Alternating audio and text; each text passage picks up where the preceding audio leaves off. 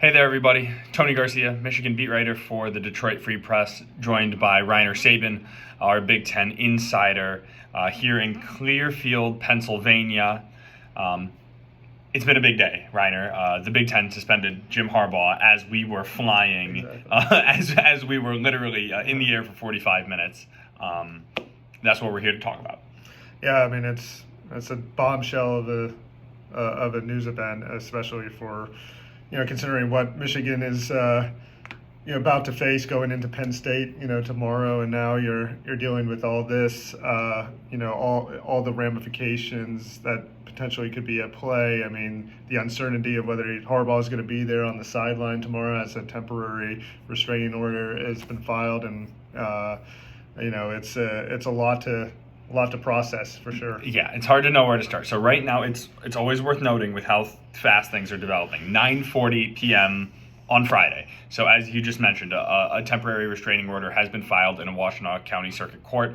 The judge is Timothy Connors. It looks like he actually played football at Michigan. I don't think that it's not clear if he's going to be recused or not, and there is not yet a clear timeline. The expectation is there will be a ruling one way or the other, before tomorrow. I do think, and I guess we can talk just a little bit about the optics of it. From Michigan's side, they are certainly not happy about how, I mean, we weren't the only ones in the air when this news dropped, right? Yeah, Michigan was in the air, Jim Harbaugh was in the air. This happened really at the 11th hour on Friday, but before the game. But Michigan sent its response in on Wednesday, and the Big Ten sent a 13-page letter back, right? It takes time to put those documents together. Sure. And and it is a process, and it's the timing of it, at least from Michigan's standpoint, is unfortunate. But the response that Petiti laid out was pretty extensive and pretty detailed, and he went point by point against Michigan's response and explained his rationale for the punishment, and said that this scheme that was alleged to have been orchestrated by Connor Stalions, the former staffer who resigned, was indeed proven, and from his understanding and from what he laid out, it was concocted to gain an unfair advantage. Right. And I mean, moreover than that, he was saying, so Michigan has asked for due process, right?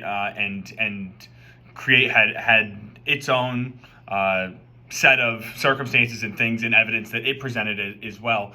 And you said how Petiti was responding to Michigan's letter, right? Part of that is in his response, it says, I'm reading it, it says, the university's November 8th response does not deny that the impermissible scheme occurred, right? Instead, it only offers procedural and technical arguments designed to delay accountability. So what he's saying is that you're not saying that you didn't do these infractions, you're just saying other people did.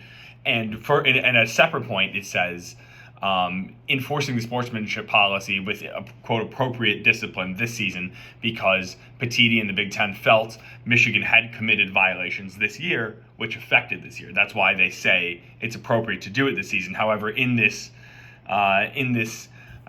restraining order that the Regents and Harbaugh have filed, from what it looks like, from what's images already circulating from various reports online, their argument is that it is still not fair to the players, and it's sort of acting first and then finding out later is the idea. Sure, I mean, but at the end of the day, I mean, it's they're going to bat for Jim Harbaugh, and I personally find that kind of curious because I mean Jim Harbaugh hasn't always been loyal to Michigan. I mean, even going back to his days when he was a Stanford coach, he poked at Michigan's academic standards for athletes.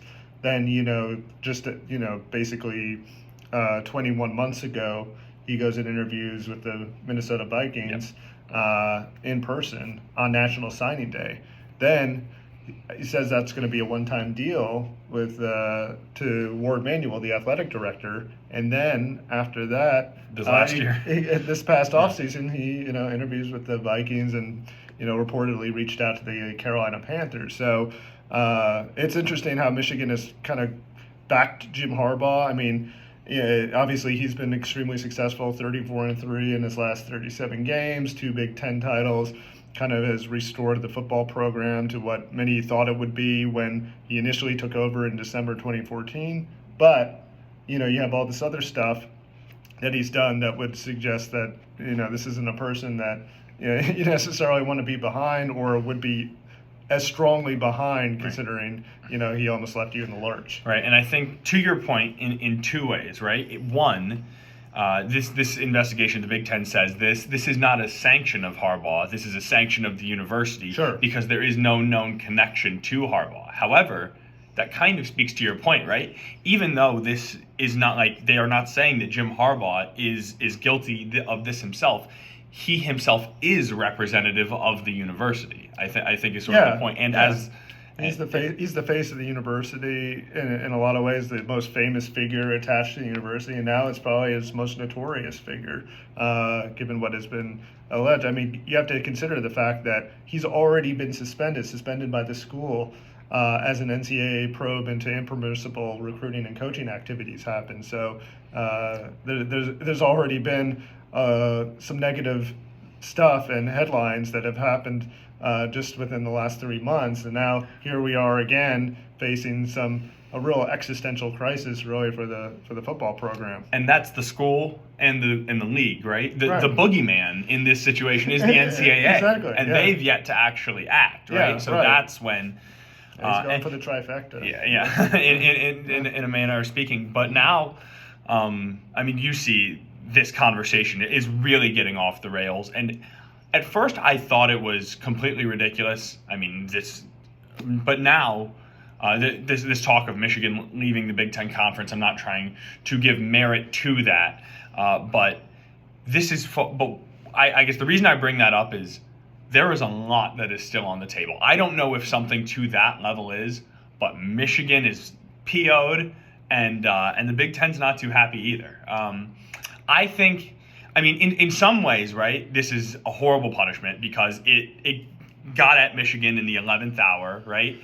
And it's just, so Michigan doesn't like that. And it only affects Michigan on game days, right? In the same way Harbaugh was already suspended earlier this year, so maybe the opponents don't like that, right? So maybe you sort of lost that both ways. But in the same time, maybe it was just sort of splitting the middle. Again, I've been saying since the beginning, I don't know what Tony Petitti was supposed to do. I'm not sure. Well, yeah, I mean, again, this strikes at the heart of the game. What has been alleged and what Tony Petitti says was proven. It was a year-long, according to him, scheme that kind of carried forward. It affected multiple Michigan opponents, and so I mean, he has to. There was obviously a groundswell of support from the other members in the conference to try to do something, and there was a lot of lobbying for Tony Petitti to try to do something, and he acted, and it's going to be something to watch going forward. Going into this new Big Ten. I mean, there's 18 teams. I mean, does Michigan's clout is it going to be somewhat suppressed in this, and now really damaged potentially because of their willingness to go to battle, against the conference? It remains to be seen. Well, Michigan is going to say and spin it as Michigan is going to battle not against the conference, but for what's right? They are saying this is setting a precedent, and all of you, you're not the ones who are in this now. But if this were you would be asking for what we're asking for. Yeah, but try telling that to the Big Ten and try telling it to the other conference members. Well, certainly they feel wronged, and so.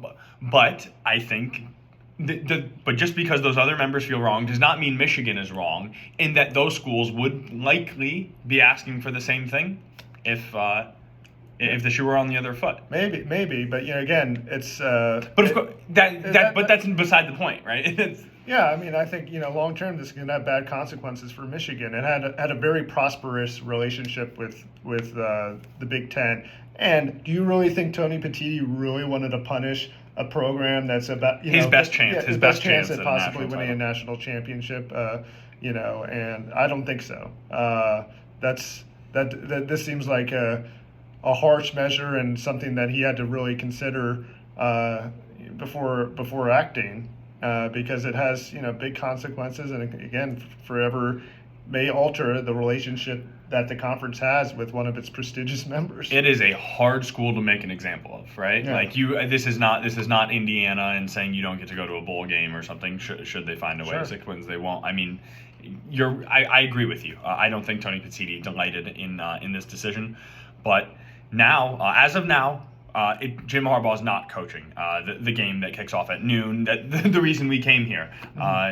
Tomorrow, I have a feeling he will be, but who knows? There is still time for this to go back and forth. This is not over tonight. This is not over tomorrow. This is not over even this season, right? This will linger. I'd be surprised. Yes, I agree, and I'd be surprised if Harbaugh is not out there Saturday. And I don't know how long this could be in effect. I mean, in some ways, maybe it would help them to have it at this pushed up against the game, because then the order could be granted for just a very short period of time, and then ultimately not go forward. I don't know. Again, I'm not a legal expert, but yeah, it's definitely going to linger in the months and potentially years to come. As far as this episode will never be forgotten in college football.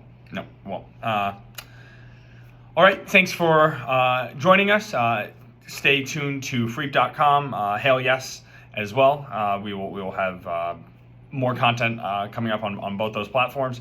We'll see what happens at the game tomorrow. For Reiner, I'm Tony. Thanks for watching.